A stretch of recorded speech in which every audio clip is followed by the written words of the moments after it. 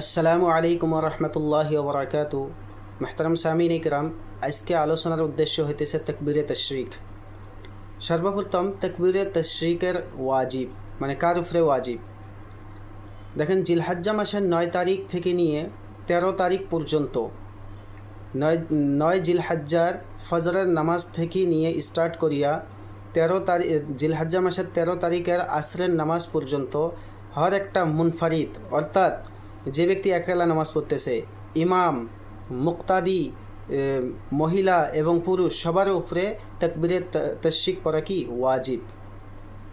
হ্যাঁ, এইটা খেয়াল রাখা লাগবে যে পুরুষরা উচ্চ সুরে পড়বে তাকবীরে তশরিক এবং মহিলারা আস্তে সুরে পড়বে আর কি।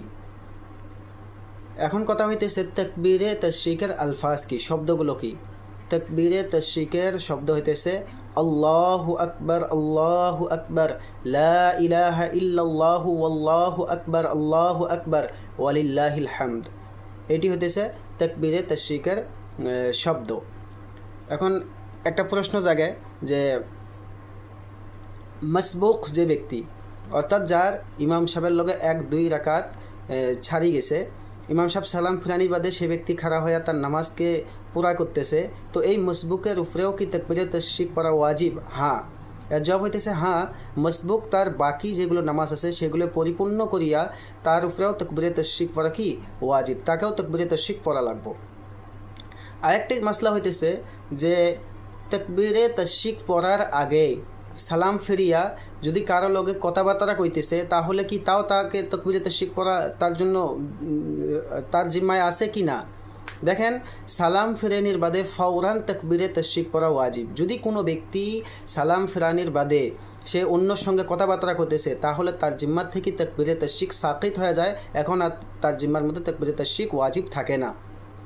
আরেকটি মাসলা হইতেছে যে কোনো ব্যক্তি যদি ইচ্ছেকৃত হিসেবে সালাম ফিরানির বাদে ইচ্ছেকৃত হিসেবে উজু মানে কি দেয়, ভাঙ্গি দেয়, তাহলে কি তাকে তাকবীরে তশরিক পড়তে লাগবে নাকি?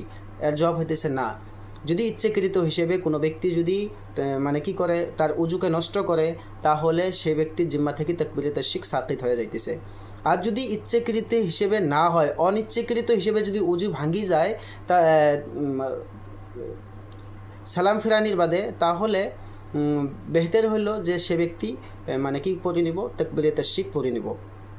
এখন আরেকটি মাসলা হইতেছে কি যে তাকবীরে তশরিক পড়ার আগে কোনো ব্যক্তি মসজিদ থেকে বাহির হয়ে গেছে, তাহলে কি তার জিম্মার মধ্যে তাকবীরে তশরিক থাকবে কি না? এর জব হইতেছে তার জিম্মা থেকেই তাকবীরে তশরিক সাকিত হয়ে যাইব, এখন আর সে তাকবীরে তশরিক তার উপরে ওয়াজিব হব না, তাকে আর পড়ার কোনো প্রয়োজন নেই। আরেকটি মাসলা হইতেছে কি জানেন, যে তাকবীরে তশরিক পড়ার আগে সালাম ফিরানির বাদে তাকবীরে তশরিক পড়ার আগে তার সিনাটা কেবলার থেকে মানে কি করে রেখেছে, সরায়া নিছে এরকম করি, তাহলে কি তার উপরে কি মানে কি তাকবীরে তশরিক পড়া লাগবো না পড়া লাগবো না? তো এই বিষয়ে 2টি রিওয়ায়াত আছে। বেহতার হইতেছে কি সহি কথা হইতেছে যদি তার সিনা যদি ফিরায়াও নেয়, তাহলে সে ব্যক্তি কি পড়ে নিব, তাকবীরে তশরিক পড়ে নিব। আল্লাহ রাব্বুল আলামিন আমাদের সকলকে এই জিলহজ্জা মাসের 9 তারিখে থেকে 9 তারিখ ফজর থেকে নিয়ে 13 জিলহজ্জা আসরের নামাজ পর্যন্ত তাকবীরে তশরিক পড়ার জন্য তৌফিক দান করুক।